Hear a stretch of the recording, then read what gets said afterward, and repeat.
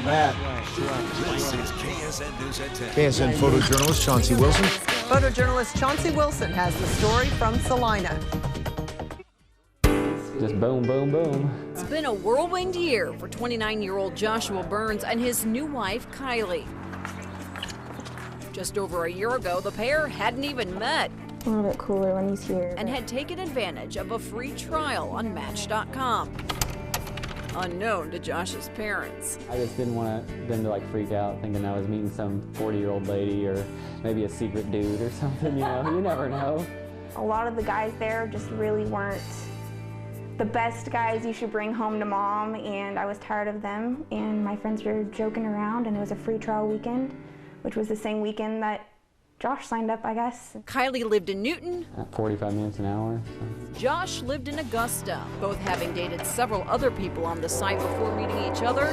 They met and they clicked. That was last June. It didn't take us very long. I mean, we were engaged after a month, so it didn't take very long. Engaged in July. Yep, life's short, so we're just trying to enjoy it, you know. Married this past October 15th. My birthday is on the 14th of October. And we got married on the 15th of October, and his birthday is on the 16th. So 14th, 15th, 16th. And now, the newest Burns is on the way. But he's perfect. He's what I've always expected. Just because he's older doesn't really matter to me.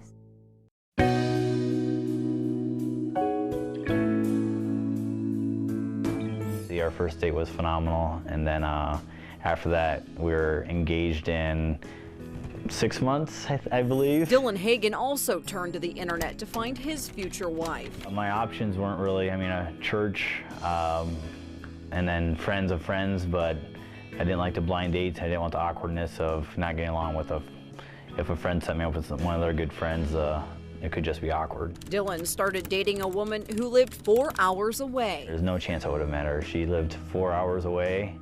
I lived in Des Moines, Iowa. She lived in Sioux Falls, South Dakota.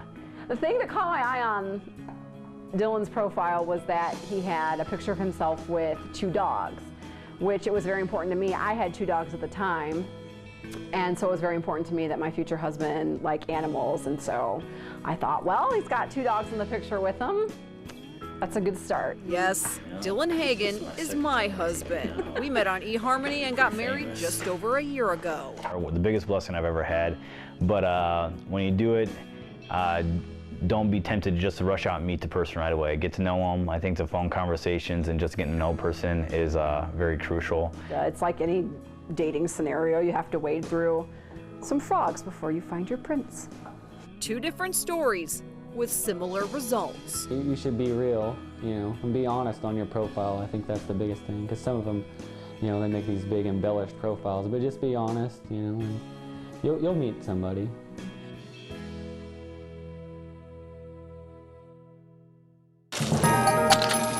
Yeah, I think we got it, buddy. Depot to engine 4. Merry Christmas. Railroad originated as a non-profit organization in 1993 and ran their first train in 1994. And it is now on the National Historical Register of Places. We're only one of 2 in Kansas. Hey, welcome aboard. We're going to have fun. Today we're doing the Santa Claus train, which we do every year in December before Christmas. Oh, boy! The librarian rides with them and reads them a Christmas story. Sitting in his favorite chair, watching his favorite college team playing football. I think they sing some songs. Santa Claus is on there, so he visits with all the kids. Actually, we're here to see Santa. Yay! And we've got 3 full trains today. I remember when Colin Klein was your age and he sat on Santa's lap. You know what he wanted for Christmas? A Heisman Trophy.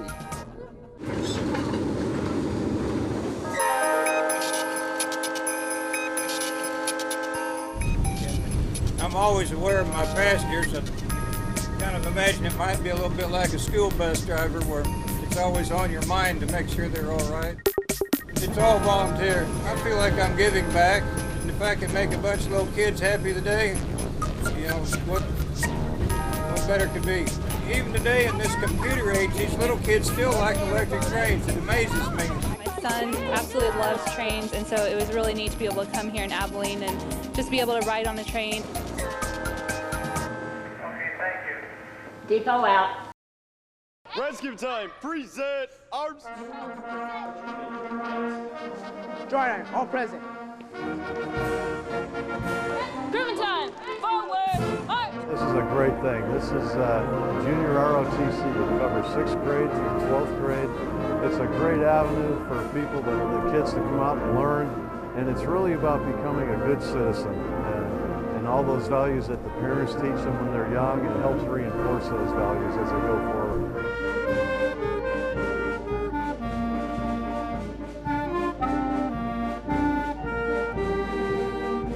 The knowledge and the skills that they teach you is incredible, and I've loved every single moment. Learning to be that leader, but also learning to follow, because that is also very important. It is vitally important for our republic, our democracy, our country, and the world that all of you take your citizenship so profoundly important in your lives. It will continue to give freedom around the world. It will continue to make sure we're the strongest country around the world. And let us all remember that freedom is not free. If our veterans wouldn't have fought and served for our country, we wouldn't be here today. We might not be this free country that is so great and powerful. I think that that is truly important, and that we honor them. They risked their lives every single day while they were away from the United States. We're very humbled and honored to have a great group of Corps cadets here to honor the veterans. It's very humbling.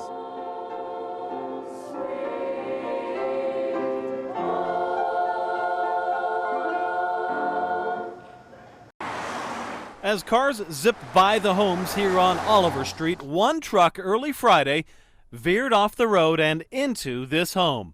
Didn't know, just like, what is going on? Olin Hendry calls it a close call. He was sitting right by the wall.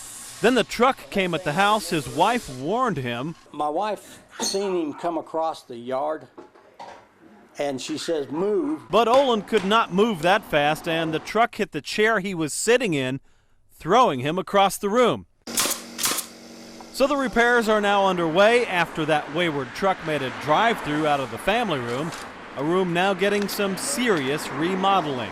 Well, that's the bad thing. We just remodeled this room this spring.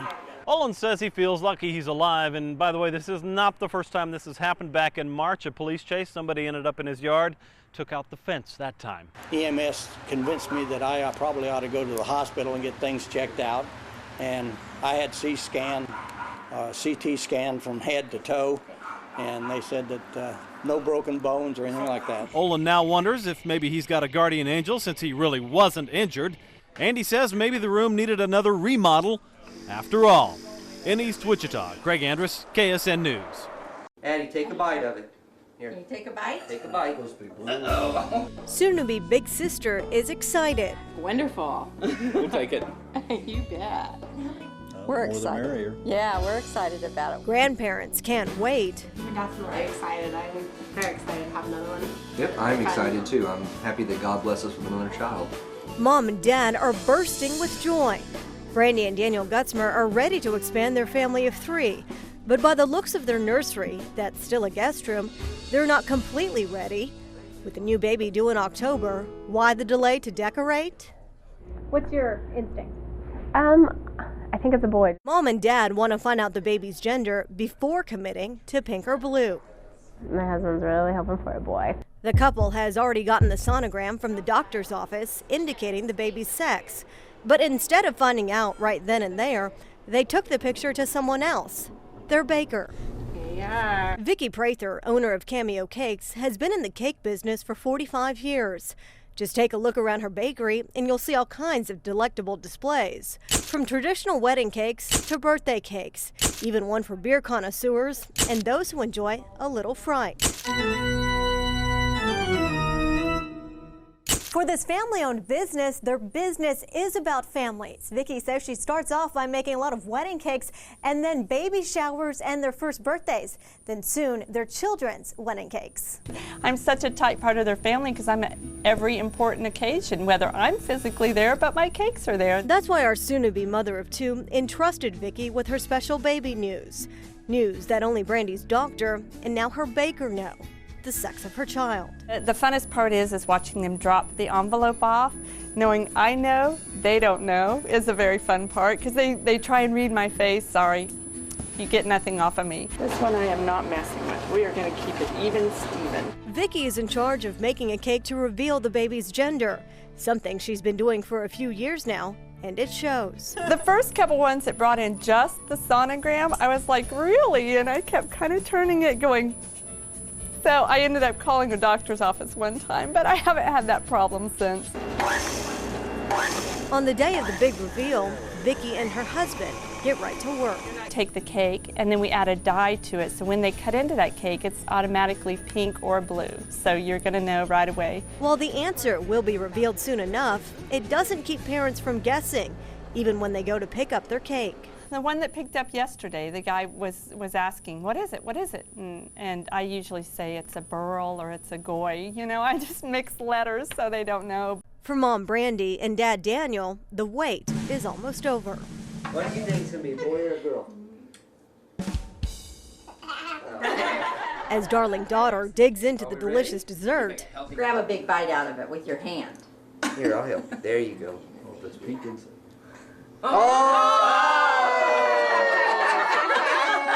The secret and gender now revealed. It's a girl. With the cake already being devoured, let the party and the transformation of the nursery begin. Kind of helps on the budget. We don't have to go out and buy anything because we have everything. Another girl. What is that? What's that say? A baby.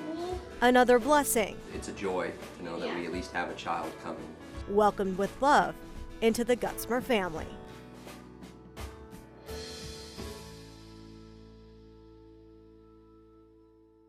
I feel bad because, for one, he's not my son. I shouldn't have made a decision like that. Zeke, who asked us to keep his identity concealed, is trying to set the story straight after an attempt to help his roommate's kid turned into a nightmare. Braden came into the room and told me that he had a BB in his head. He says Wednesday night, while the boy's dad was asleep, the kid aimed a BB gun at this Buddha statue inside the family's home, and a BB ricocheted back at his head. And it right here, up towards the temple area. Discharged and put a BB into his skull. But Zeke says this x-ray of the boy's head says otherwise. You can see on the left side of your screen where the BB was penetrated right outside of his skull. I didn't think nothing of it. I didn't think it was too bad. It wasn't bleeding real bad. So they waited to tell Dad Thursday morning. He said he had the boy go to school with plans to take him to the doctor Saturday when he didn't have to work. But that Thursday night, Zeke tried to get it out himself. The hole started to heal, so I figured I could lance open over the top of the BB and it'd fall right out, and it just didn't happen like that. Attempted to remove the BB using a utility knife. I used a scalpel, not a utility knife. Rubber gloves and some rubbing alcohol. And when it didn't pop out, his girlfriend took the boy to the hospital. And it was that night in the ER that police got involved. The 12-year-old boy was taken into child protective custody, and he hasn't been home since. Those who care for him hoping that will soon change. I would lay my life down for that boy, you know. In Wichita, Erica Coghill, KSN News.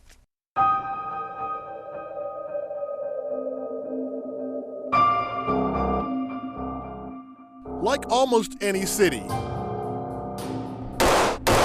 has seen its fair share of gang violence. People get mad at each other, I guess, and they express that in violent ways. And some fear that violence could escalate this summer.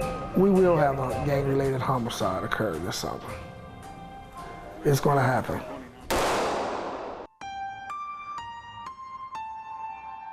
Drew Palmer and his family are used to taking serene walks in this riverside neighborhood.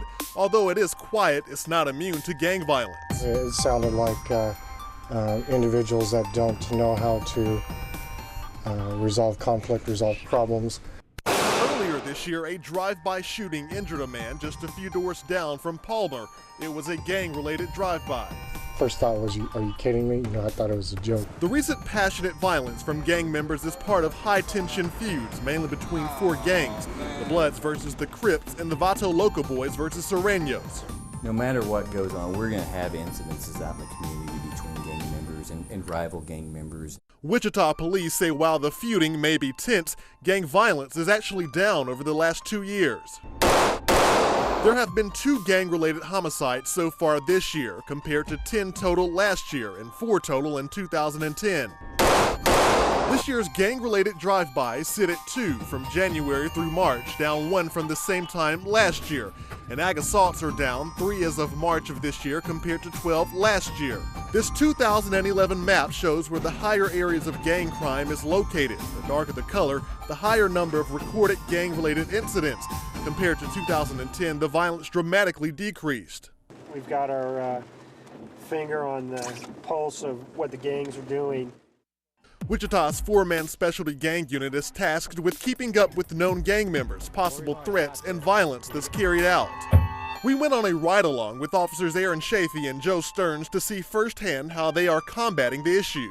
This year it's kind of picked up, and so we've been trying to monitor some of the activity and where the whereabouts that the people that we know who are involved in it, try to pay attention to them a little bit more. The officers focus on intelligence and act on what they've learned to hopefully keep something from escalating. There are some real bad people out here, but then there are some people that have just made bad decisions. They stop this vehicle because the passenger isn't wearing a seatbelt. They find out a lot more about him. He's admitting to me that, he's a gang member, but he's not out in the streets doing all that kid stuff, is what he would say.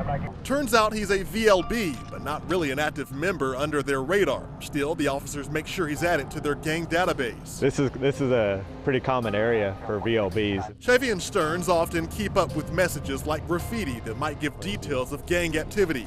It just kind of points us in a direction to pay attention to. It is those tactics that the officers say is working to keep a handle on what could otherwise become a major issue. Fighting gang violence goes beyond policing. It takes the work of an entire community. Leaders point to youth activity camps and gang walks as ways of achieving that. It's going to take a team of people in the community, people that's willing to make their city and community safer. That's what it's going to take.